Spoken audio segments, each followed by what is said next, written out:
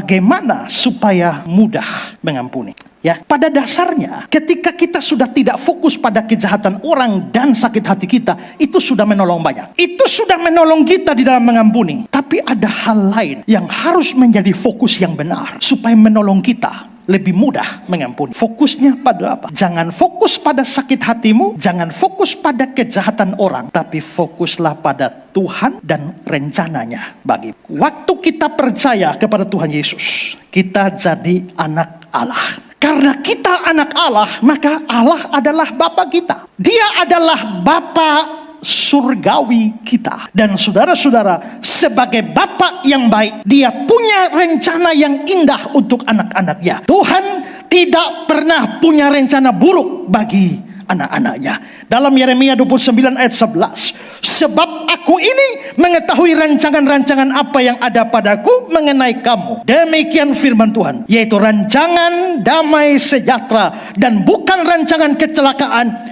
untuk memberikan kepadamu hari depan yang penuh harapan. Dan dalam banyak bagian kitab suci, kita boleh memastikan bahwa untuk setiap saudara yang adalah anak Tuhan, Tuhan punya rencana masing-masing. Sebelum engkau lahir ke dalam dunia ini, pada waktu engkau masih dalam rahim ibumu, telah tertulis semua hari-hari yang akan dibentuk. Tuhan merancang hidup kita dengan baik. Rencananya indah.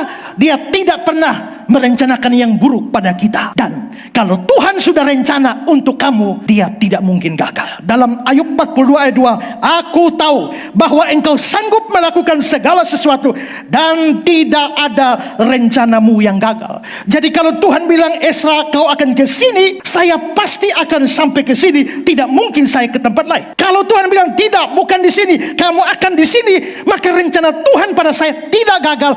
Mau putar bagaimanapun juga, saya pasti akan sampai di sini. Tuhan punya rencana baik, rencananya tidak mungkin gagal. Nah, kembali kepada contoh tentang Yusuf tadi. Jelas Tuhan punya rencana kepada dia untuk tahun-tahun yang akan datang. Dan rencana untuk dia telah Tuhan berikan, nyatakan kepada dia lewat apa? Lewat mimpi. Kejadian 37 mulai ayat 5. Pada suatu kali bermimpilah Yusuf, lalu mimpi itu diceritakan pada saudara-saudaranya. Karena katanya kepada mereka, coba dengarkan mimpi yang kumimpikan ini. Tampak kita sedang di ladang mengikat berkas-berkas gandum, lalu bangkitlah berkasku dan tegak berdiri. Kemudian datanglah berkas-berkas kamu sekalian mengelilingi dan sujud menyembah kepada berkasku. Saudara-saudaranya sujud pada dia. Ini bikin saudara-saudaranya tambah benci pada tukang mimpi ini. Ya. Lalu ayat 9, lalu dia memimpikan pula mimpi yang lain yang diceritakan kepada saudara-saudaranya. Katanya, aku bermimpi pula,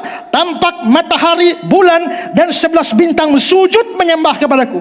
Matahari, bulan, bintang sujud menyembah. Ini mimpi besar, bahkan mimpi terlalu besar. Tapi kita tahu ini sebuah visi dari Tuhan, sebuah rencana yang begitu baik, begitu indah dari Tuhan untuk Yusuf. Dan di akhir cerita tentang Yusuf, kita dapat melihat bahwa memang Yusuf akhirnya menjadi perdana menteri di Mesir, dan semua saudaranya sujud menyembah kepadanya, yang menunjukkan bahwa rencana Tuhan dalam hidupnya menjadi kenyataan. Jadi Tuhan tidak pernah gagal di dalam rencananya. Tapi pada waktu mimpi itu, ya, semua mimpi diberikan padanya, seluruh jalan di depannya masih gelap. Dia tidak tahu masa depannya akan seperti apa. Dan tiba-tiba terjadilah kejahatan saudara-saudaranya. Tiba-tiba masuk lubang sumur, tiba-tiba dijual ke Mesir, tiba-tiba penjara Mesir. Mimpi dan rencana Tuhan itu dia besar, tapi jalan yang harus dia hadapi itu begitu menderita dan berliku-liku. Dan dari keseluruhan cerita tentang Yusuf, kita tahu bahwa saudara-saudara Yusuf dan istri Potifar tidak bisa menggagalkan rencana Tuhan untuk Yusuf. Dengar baik-baik, kalau Tuhan punya rencana kepada kamu, 1000 orang jahat datang, tidak pernah bisa menggagalkan rencana Tuhan buat saudara.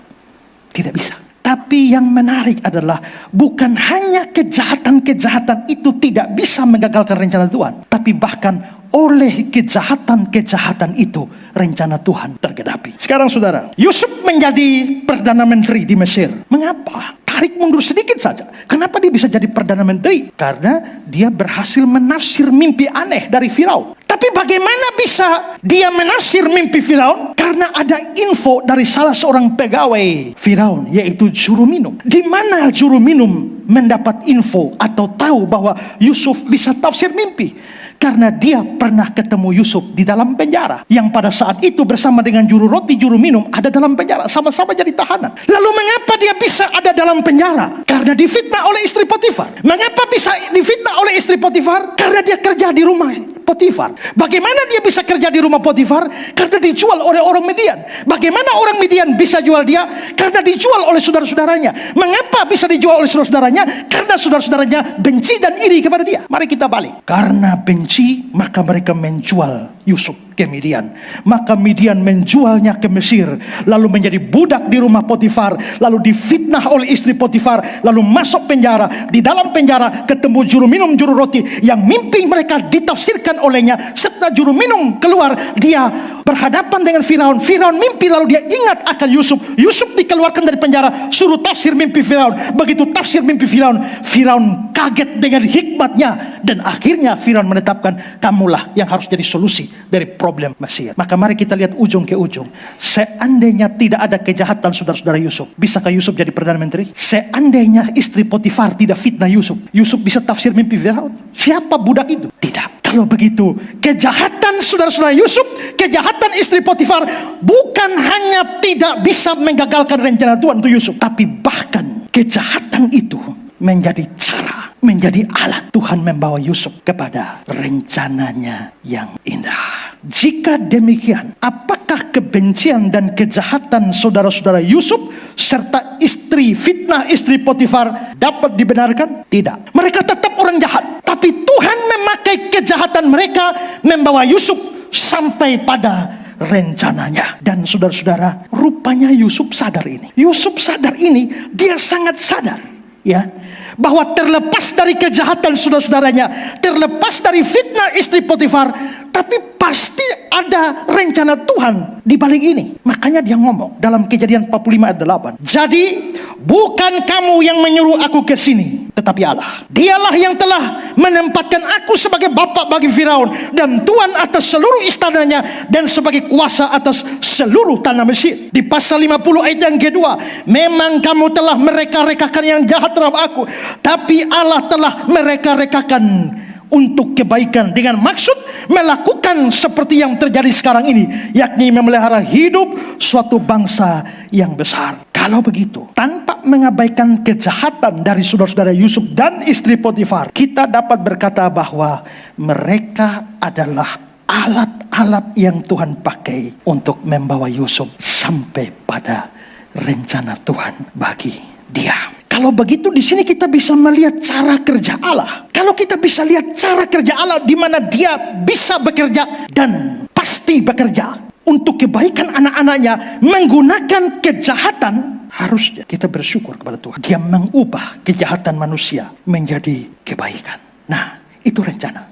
Sekarang, kalau Tuhan bisa pakai orang jahat membawa saya sampai rencananya, waktu orang jahat itu berbuat jahat kepada saya, kalau saya fokus pada sakit hati saya tidak bisa mengampuni. Waktu saya fokus kepada kejahatan dia, tidak bisa mengampuni. Tapi kalau saya fokus pada Tuhan, oh Tuhan pakai kejahatan mereka supaya bawa saya sampai di sini. Maka di satu sisi saya akan bersyukur kepada Tuhan. Tapi karena saya fokusnya pada rencana Tuhan dan bukan kejahatan dan sakit hati saya, maka otomatis menyebabkan saya akan mudah mengampuni. Itulah sebabnya kenapa Yusuf mudah mengampuni. Karena dia melihat masalah dari perspektif Allah. Thank you for the happiest year.